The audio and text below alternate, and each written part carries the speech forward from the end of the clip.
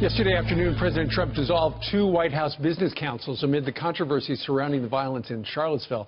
The president tweeted out this, quote, "Rather than putting pressure on the business people of the Manufacturing Council and Strategy and Policy Forum, I am ending both. Thank you all." Top CEOs started cutting ties with the councils this week, but are they putting politics ahead of what the president is trying to do for American commerce? Here now to weigh in is Fox News legal analyst and the host of The Property Man, Bob Massi, joins us from, as you can see right there behind him, Las Vegas. Bob, you say the people who started to drop out of the councils did the president a favor. How so? Yes, sir. Well, first of all, Steve, I'd much rather have leaders around me than retreaters. These aren't the kind of people I would want in a foxhole with me. What happened to the days where these are men and women CEOs who deal in controversies every day? Why not stay and work with the president to get through this controversy and help him and help with business to make America great again, as the president says? Why is it anymore that once there is any controversy, even with the CEO, that they run away from it? I don't want those kind of people around me. I don't blame him for disbanding it. And they did him a favor, because at least he knows now where the loyalty lies. Sure.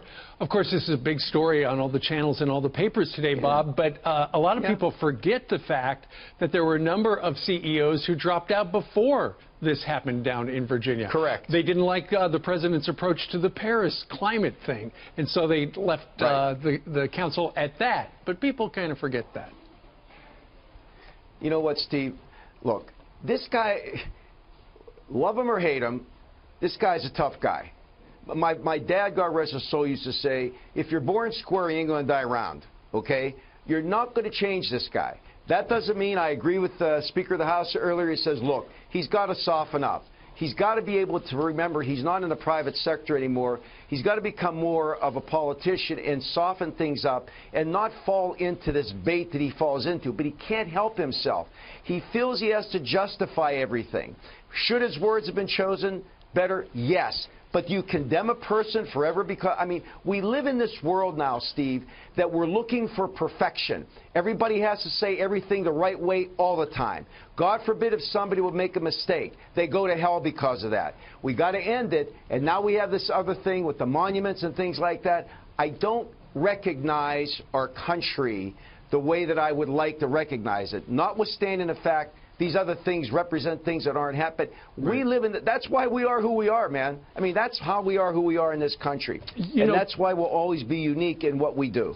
One of the things that's too bad about what's going on with these people dropping out and the president disbanding the economic councils is the fact that the economy of the United States right now, by all measures, is roaring. There are a record number of people, of jobs that are open right now. Unemployment very, very low. Stock market very, very high. The Atlanta Fed apparently came out and suggested their projection for the third quarter GDP of the United States of America would be 3.8%.